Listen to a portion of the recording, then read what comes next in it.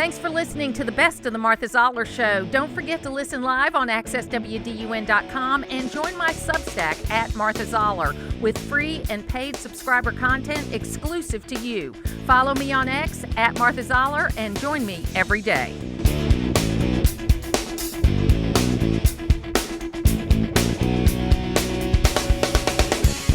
David Stovall is here today from the local EAA chapter about the Flying Start program, which is part of the National Learn to Fly Week. David, welcome. Good to be here, Martha. Thanks for having us. So tell us what EAA is. I am so excited about EAA.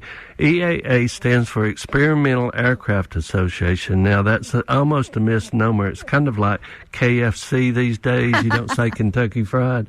But EAA is 70 years old, and our chapter has been around at the Gainesville Airport for probably 50 years, and we have a very active group doing a lot of things there in the aviation community.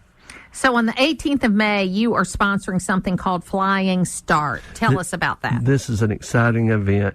On Saturday, we will have you pre-register, and I'll tell you how to pre-register. But on Saturday, we will have an event at the airport for those who have pre-registered. We'll have about an hour class introducing people to aviation, and then we'll take them for a discovery flight.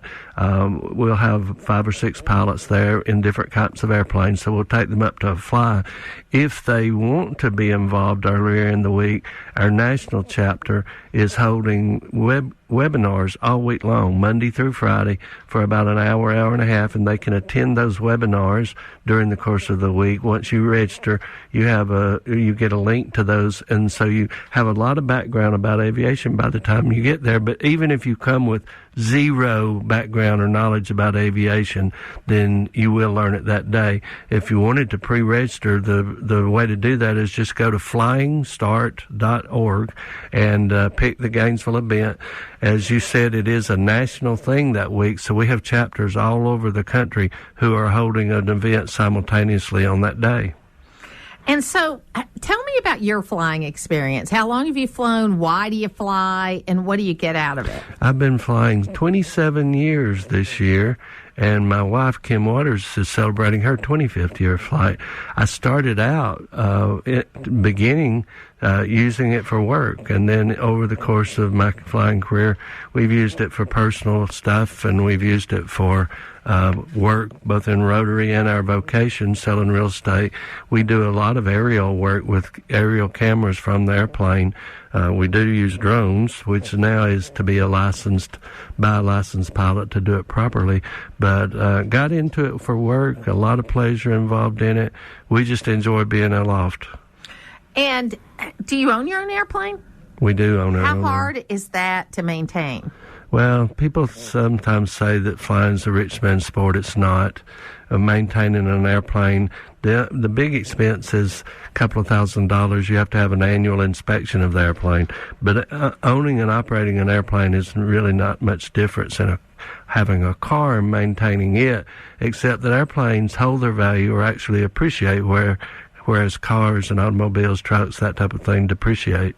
So why is Flying Start so important? Flying Start is important because it's a way for us as an EAA chapter to introduce people to flight. You mentioned earlier you had always wanted to fly.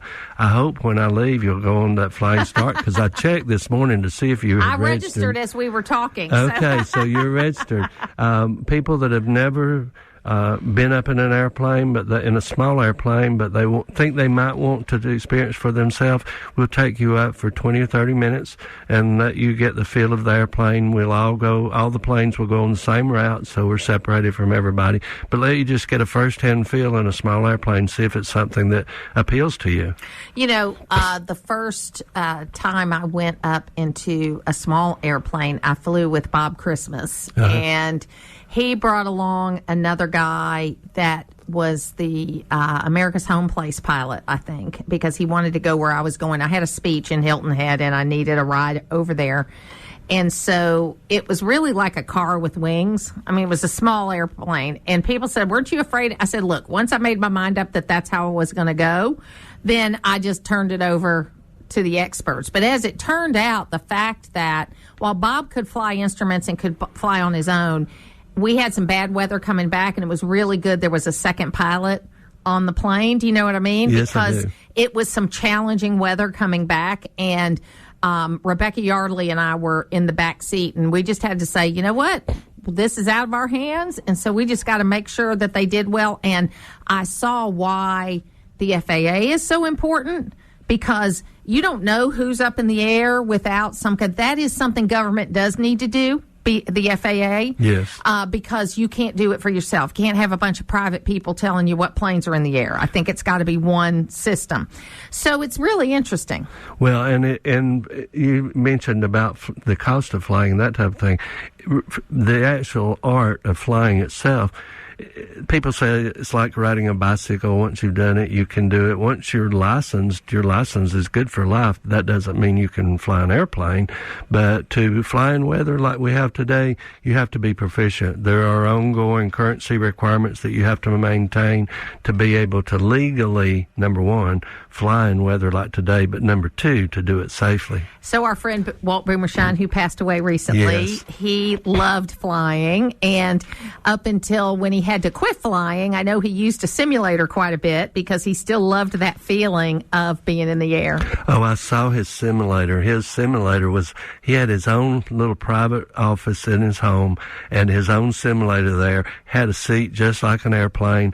It was the fanciest simulator that I think I've ever done. Wasn't it fantastic? And he flew it till the very end. That's right. It was fantastic. So what do you want people to know about EAA and what you all do here at Lee Gilmer Airport? So EAA is...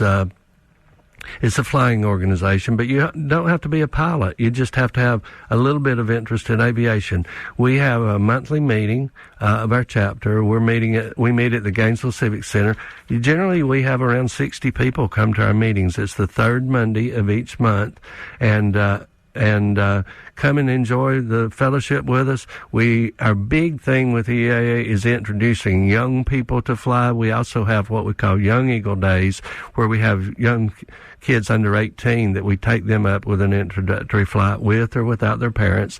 But it's just interested people who are interested possibly in aviation. Our chapter website is EAA611. That's our chapter number, EAA611.org. You can go there to find out more about us, or just go to EAA.org, and you can find out about everything that we do across the country. So, and I'm going to pick your brain on one other thing, because you and I are Rotarians, and we go to meetings, and yes, we do a lot of things like that. And what I'm finding in a lot of the groups that I belong to, and I'm curious whether you have the same issue with EAA, is that, the generations coming behind us don't go to meetings as much. And we've got to figure out different ways to get them involved. Are you seeing that in the groups you're involved in? Well, I see that in Rotary, most assuredly. Kim and I were at a conference in another district this weekend, and we kind of noted that the median age there was close to my age. There were some young folks there, but in our EAA chapter, we have all ages. We have, on the field in Gainesville, we have 2 airplane flight schools and 1 helicopter flight school. So young people are learning, and they're finding that they come to our meeting and they start meeting people maybe a little bit more mature, more seasoned, more flying experience, and so they have a mentor relationship that develops there. But within the EAA, we have members that are 18 or 20. We've got some folks that 2 couples now that have been bringing their children, because their children have gotten one of these Young Eagle flights and say, I'm 9 years old, but I want to be an airline pilot. So they're bringing their kids now. We have family memberships. Well, and even, getting back to our Rotary Club, I think Ron Quinn's our president this year at Gainesville Rotary, and I tell you, he's done a fantastic job of bringing some younger professionals in. Yes. And being able to do that. And I think that it just takes some work, because they're out there, and I think they're hungry for that kind of civic involvement.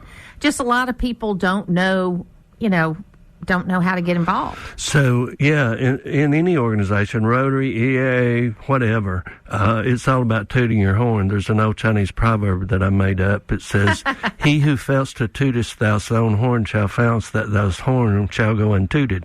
We just got to get out and toot our horn about what our organization is doing and how we can benefit younger people involved in it.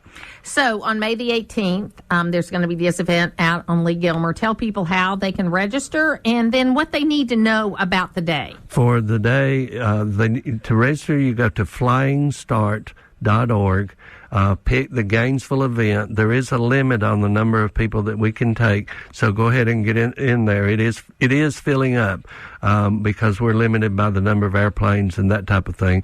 You'll show up about 8:30 to 8:45. We'll get you registered. 9 o'clock, we'll have about an hour program that is a slide set that some pilots will be talking, that type of thing. Then we'll assign you to your pilot, let you talk with them a little bit, do a pre-flight discussion, then take you flying, introduce you to the flight. That'll be great. David Stovall, thank you so much for being with us today. Thank you for having us, Martha. It's where North Georgia comes to talk. It's the Martha Zoller Show on AM 550 and FM 102.9 WDUN. Rich Rogers is joining me right now. He's the National Coordinator of Faith Engagement for America First. And we're just so happy to have you here today. How are you? Good. I'm honored to be here, Martha. Good to be here. So give us the whole title, okay? I'm the National Coordinator of Faith Engagement and Senior Fellow with the America First Policy Institute, and I'm still part of the staff at Free Chapel here in Georgia. Yeah, and tell Jensen hello. I will. We appreciate him so much, and you know, the few times that we get to have him on the program, I got to tell you, he gives us a wealth of information that I get to refer to all the time. So it's great, and I appreciate that. Look, there's, faith voters are an important part of what is going to happen in this next election. And, there are people all over the spectrum on that. But shockingly, we're finding that a lot of faith voters are not registered to vote. Tell us a little bit about that. Well, what's happening is not only are a lot of faith voters not registered to vote, those that are registered aren't voting nearly at the level that they need to be. Here in Georgia alone, there's something like, I believe that the specific statistic is over 144,000 Christians did not vote in the 2020 general election. And that is just in Georgia. And so what we're finding nationwide over the history of elections, especially in the last 20 years, is whoever has the most people registered in a state, be that Republican or Democrat or conservative or liberal, they tend to win that state. And so amazing strides have been taken in Florida. Florida is now pretty much a red state, whereas you go back two generals ago, it was kind of tipping toward the red, tipping Democrat and even purple.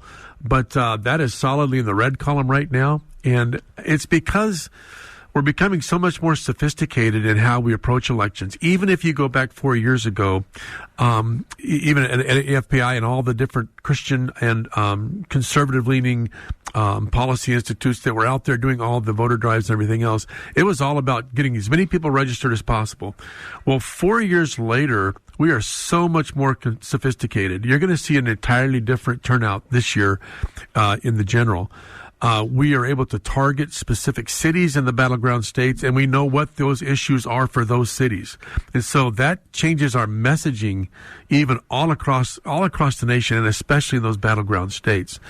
But Christians have to step up. Another really interesting statistic, Martha, is that in Georgia specifically, I can't say the specific statistic because it's not made public yet, but you would be amazed at the number of men that aren't voting in the state of Georgia. I mean, huge number of men that aren't, and I get that. I'm a man. You get busy. You've got the daily grind. You have the things that you're doing, but men have to step up and come to the plate. There's too much at stake. And they feel like, and it's true, that we have been demeaning what they do for a long time. Yes. There's a young man that I have on a regular basis. His name is Pastor Justin Giboney. And Pastor Giboney is an African-American pastor in the urban area of Atlanta. I'm going to connect you to because y'all need to know each other. Yes. But he is a Democrat. He ran Democrat campaigns. He was a Democratic delegate to a convention. He has been involved in Democratic politics, but he had this pull that it wasn't enough, that he had this call, and it was a call to pastoring, but also that he thinks the Republican Party doesn't use the right language to talk about the issues that the urban church cares about, and the Democratic Party ignores those issues that the urban church cares about. So he started this thing called the AND campaign, which is really talking about how to talk about these really kind of conservative faith issues, but you might be across the spectrum of a voter. Yes. Do you know what I'm saying? Absolutely. You know, I lived in California when we had Proposition 8. This goes back to the first time that Barack Obama was elected president. And in that general election, Proposition 8 was on the ballot in the state of California. And that was to legalize gay marriage. And we're talking the state of California, which is a very liberal state. Proposition 8 won that year. It won. It was defeated in that they could not make gay marriage legal. The reason, after all the analysis, was because Barack Obama was on the ballot. And that translated into the African American voters and even the Hispanic voters, who, along with the evangelical voters, said, you know what, these aren't our values. You know, we may be Democrats. They were Democrats at that time. They tended to vote liberal, but when it came to those social issues, that did not line up with their social issues.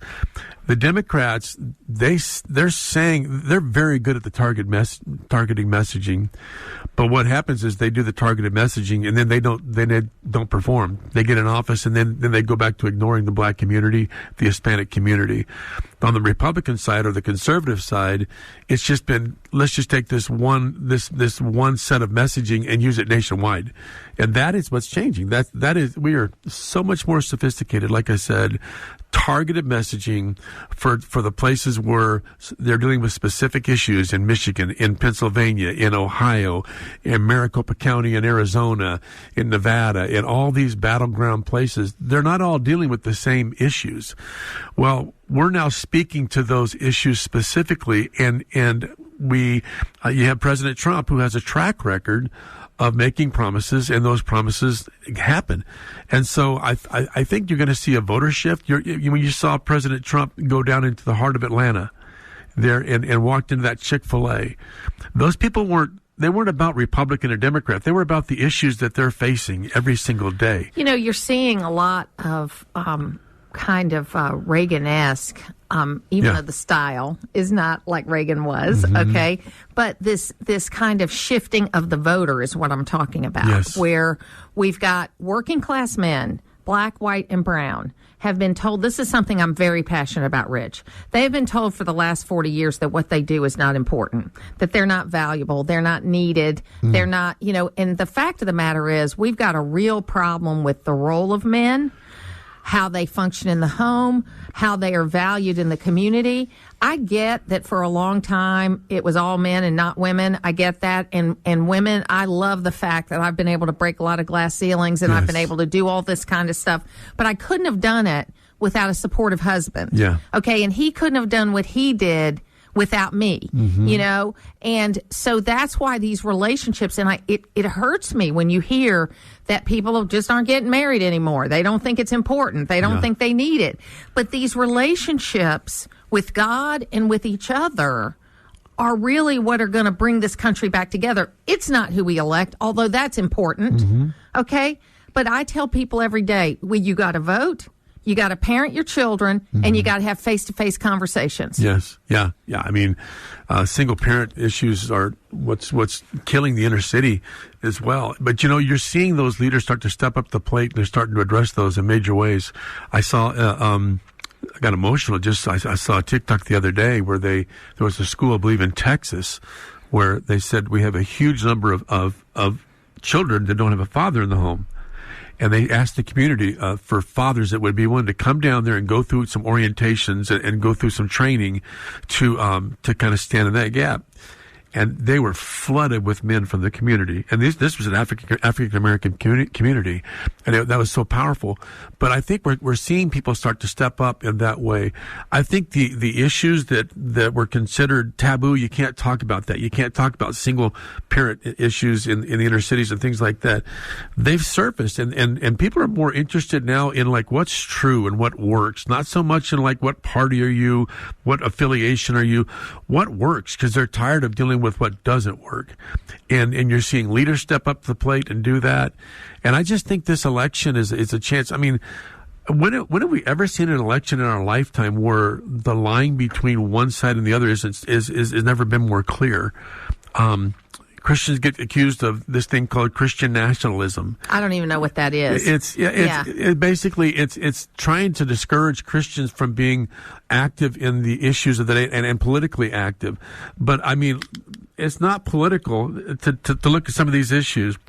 So you either believe in abortion on demand or you don't. You either believe in open borders or you don't. Crime is at critical levels. You have DAs that won't prosecute, no bail and catch and release. You have boys and girls bathrooms, men and women's restrooms, transgenderism run amok.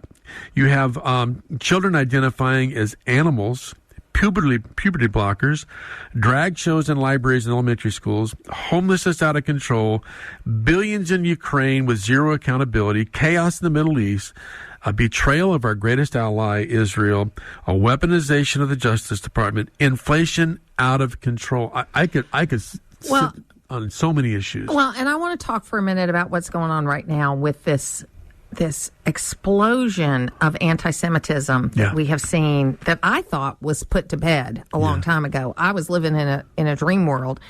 And then we've got this college campus situation where these young people are trying to equate what they're doing to the civil rights movement. The civil rights movement was a bunch of working black people that really put their lives at risk by gave up stuff to do it. Now, it wasn't that there weren't some students that joined along, but it wasn't student-led. It was working people that had had enough, that was tired of paying the same amount for the bus ticket but being forced to sit in the back of the bus. That's what that was. That was real people that had real problems, that had things. So I think it's a lack of God in the world that these things rear their ugly head from time to time. What do you think? Well, absolutely. It's a lack of God, but it's also professors filling students' heads with ideas and thoughts that aren't their own. It's groups of students on campuses that may feel passionate about something, and then in swoops these Soros-funded groups that I mean, look at these protests. You're seeing the same tents all across the campus.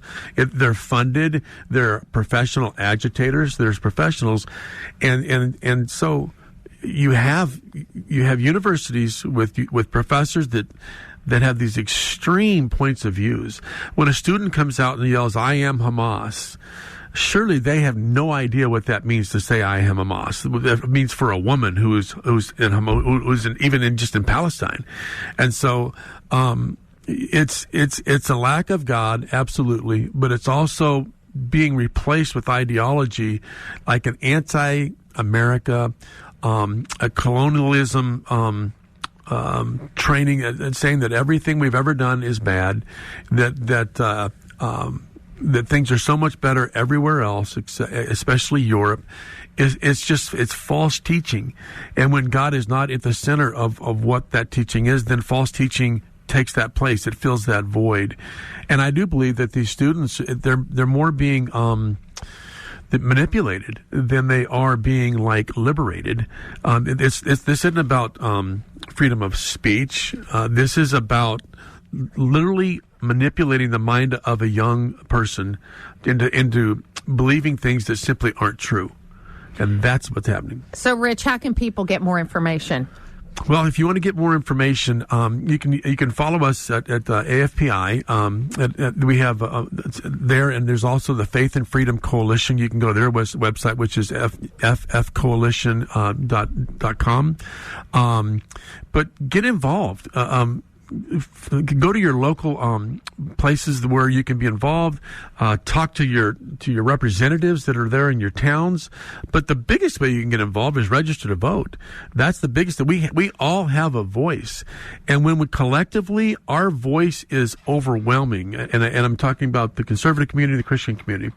Rich Rogers, thank you so much for being with me today. You got it. It's local radio, and that's why you're listening. It's the Martha Zoller Show on AM 550 and FM 102.9 WDUN. Joining me right now is Mike Freeman, who is a longtime member of the community, a retired pastor, a Rotarian, and all of the fun things there, and an author. Thank you for being here. Thanks, Martha. Thanks for the opportunity. Yeah. So you have a new book out called Executive Order Number 9066, and we were laughing about the fact you threw me off because you're writing in your official name, Silas Freeman. Yes. Not, as everybody knows you, Mike Freeman. Yes. Yes. One and the same. One and the same. And there's no fake name here. This is not a pen name. No, it's not a pen name. It's my born-to name. Yes. Yes, that's right. That's right. So tell me about Executive Order Number 9066. That talks about the order that President Roosevelt signed, some say reluctantly, that enabled the Army to put over 127,000 Japanese Americans in internment camps right after Pearl Harbor. And so what led you to want to write this story now? I'd always heard about the story. I didn't know a lot about it. I don't think we teach it much in our history. And I talked with a couple of people, and they didn't even know anything about it. I said, okay, I want to bring it up to people, but I don't want to just write a history book because that's got sort of a limited appeal. I wanted to write a novel that would attract a broad base of people. And in the midst of the novel, I wanted to put a flavor of the history of what it meant for these people. So my sister taught for 40 years in social studies in middle school. God bless her. And one of the classes she taught was a advanced class in history that she used historical fiction to teach the history. Okay, yeah. Because she found that the kids would be more engaged, they would read the books, and that she could use the books to be able to teach the history. And this was back in the day when you could ask kids to buy books and you could do all this kind of stuff, but she created this curriculum, and I've always loved historical fiction for that reason, because it spurs me to go say, okay, what about this is true? What about it is not true? And what does it really mean? Yeah, okay. So to do the book, I actually did weeks and weeks of research, almost all on the internet. You can find anything on the internet about it. I knew a little bit about it. I didn't know all the details. I didn't know the whole series of how things happened and stuff like that. So everything in the book, that they were the people who were picked up from this group in San Francisco went first to what was called an assembly center, because the internment camp, they picked them up so quickly, the internment camps weren't ready yet. So they said, you'll be in the assembly center for a little while, and then we'll move you to the internment camp. The assembly center for this group was Tanforan racetrack, and they put them up in horse stalls for several months. I mean, they had whitewashed them over. They put some linoleum down, but it was horse stalls. And then they moved them from there finally to the internment camp in Utah, which was out in the desert.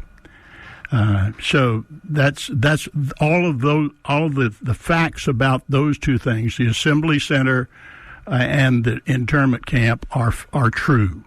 Everything else is just a fictional novel. Well, and I think, too, on this particular issue, you're right that we don't teach it like we should, because I found my experience in learning history in K through 12, anyway, is that you'd run out of time about the time World War II started.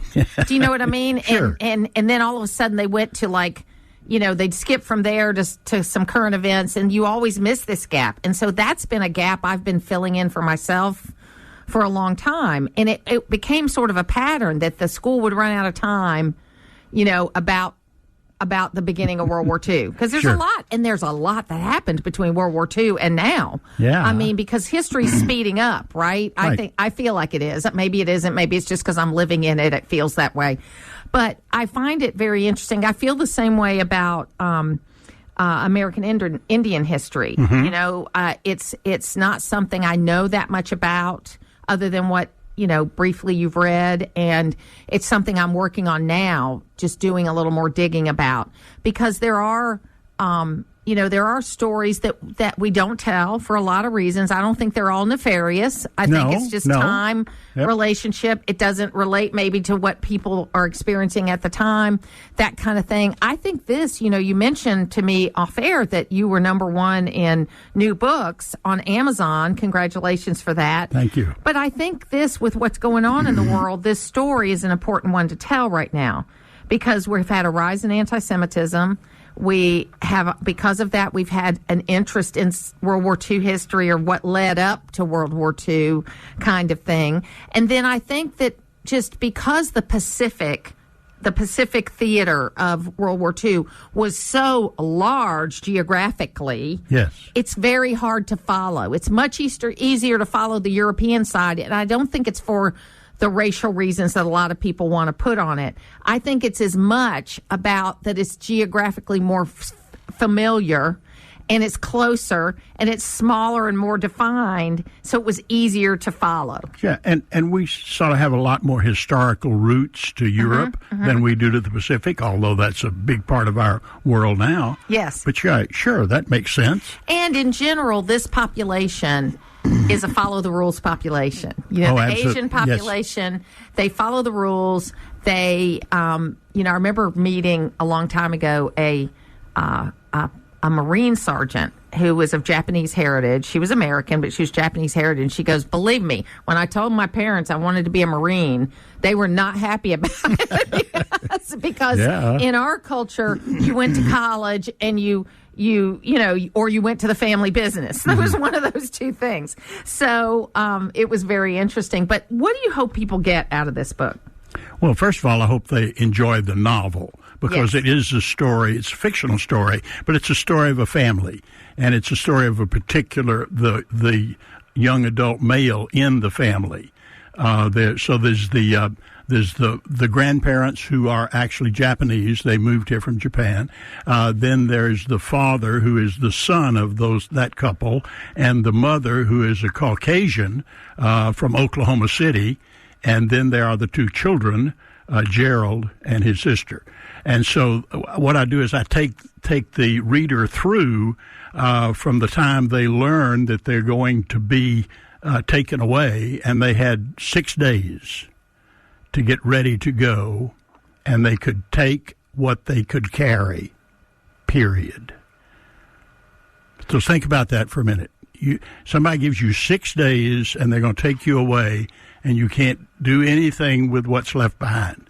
They lost their homes, they lost their jobs. A lot of them lost their businesses, and so I take them through that experience of being picked up, take to the assembly center where they have to live in a horse stall, and then to go out into the middle of this Utah desert, which goes from below 0 to 110. And the winds are constant, and just that experience of what they live and how they sort of adapt to it and what they do, and then the son gets so angry when his grandparents are killed by the weather that he escapes and decides he's going to go be a spy against America. So that's all the interesting twist on it. Yeah, it's a very interesting read. I'm about halfway through it, so I'll get to the end. Don't give anything away. Nope. And I think it's important, and we do have a very robust writing community here in Northeast Georgia. Yeah, and I want to talk a little bit about that. They call the Northeast Georgia Writers or Northeast Georgia Literary Society. I'm a member of that, and they were so helpful in helping me do this book, because I'm not a writer. I didn't start writing until COVID. So you can tell how old I am and how it was a late life idea. So they've been a wonderful group. You can find them on negaliterarysociety.org. So if you're interested in writing or books, check us out. So are you still pastoring at all? Oh, no, I'm totally retired. Totally retired. Yep. So except you get invited to do the occasional funeral. Isn't that interesting? I just did 2 funerals in the last 2 months for 2 friends of mine who were both in the military. Yes. And because I was military chaplain and friends of theirs asked. But that's Absolutely. That's it. Yeah. That's kind of how people roll out, isn't it? Right. Yeah. Well, Mike Freeman. Yeah. The book is Executive Order number 9066. A great read. I'll let you know when I finish it, and we'll have a lot of fun. Thank you for being with me today. Okay. Thank you. I enjoyed it. Putting the talk in news talk. It's the Martha Zoller Show on AM 550 and FM 102.9 WDUN.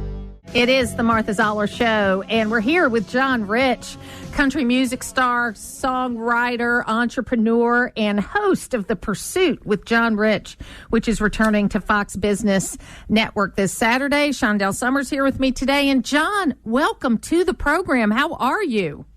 I'm doing great. It's great to join you this morning. So I have done my own criticism of frat boys over the years, but this week the frat boys came back, didn't they?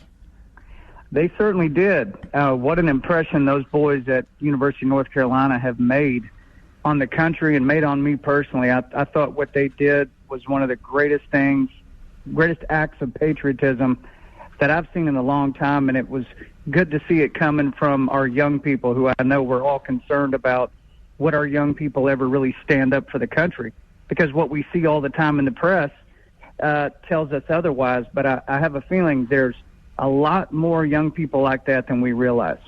You know, Paul McCartney's one of the wealthiest people in music, and it's because he largely invested his money in what he knew and what he believed in. And you are the kind of guy that you have invested your time and energy not only in your country music that you write and you produce and you perform all around the country, but you have become an entrepreneur that has made it work. A lot of people with your stature have tried to do businesses, but they haven't done well with it. What's your secret? Well, I think when you see a need, I will say chaos, as the old phrase says, where there is chaos, there is opportunity. If you can manage to focus in the chaos that we're in right now, you can see things that need to happen that maybe the chaos is surrounding. One of those things was when I saw Justin Trudeau freeze all the bank accounts of the truckers when the truckers had their big protest. He froze all their bank accounts, and that's what ultimately broke up that protest. And now it started to happen in the United States. You've seen the news stories of Bank of America, big, giant banks like that, turning over their clients' information to the federal government, what stores they shop in, where they're spending their money. And so we're just a step away from the federal government telling the banks in this country to freeze their bank accounts too. Freeze yours, freeze mine.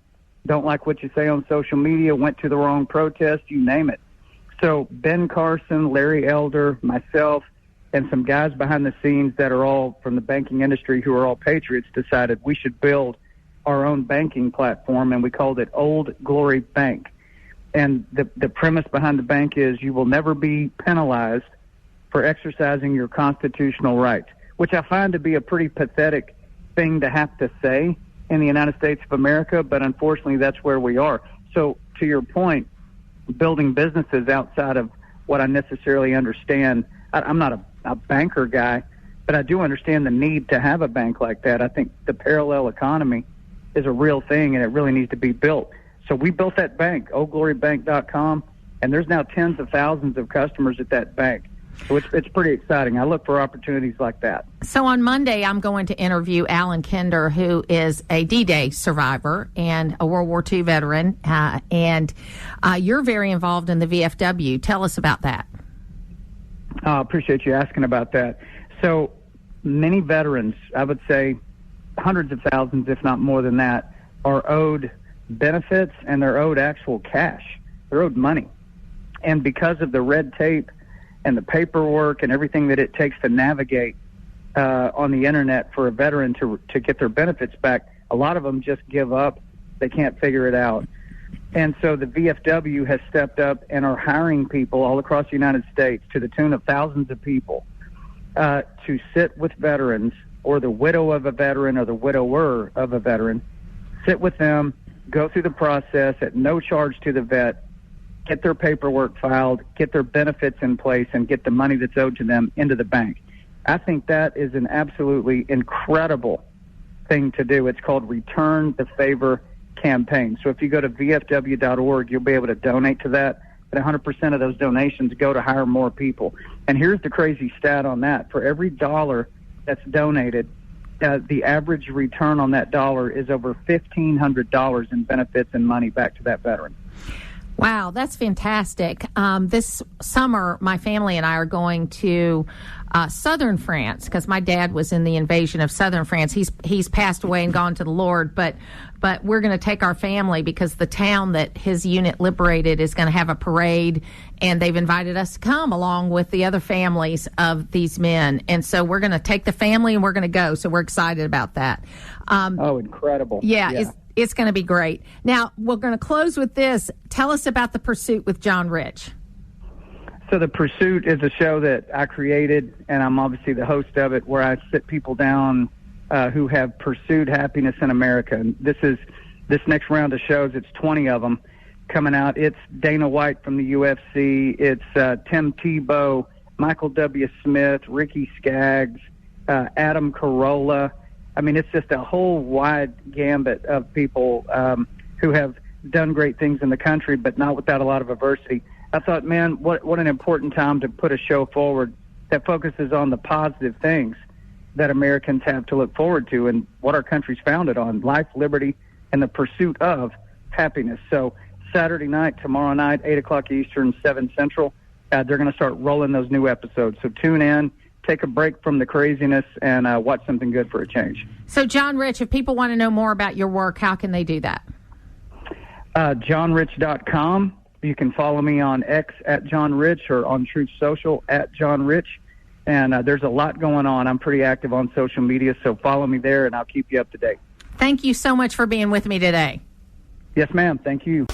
To hear the full versions of last week's Martha Zoller shows, go to the podcast page at accesswdun.com, and you can follow me on social media at Martha Zoller.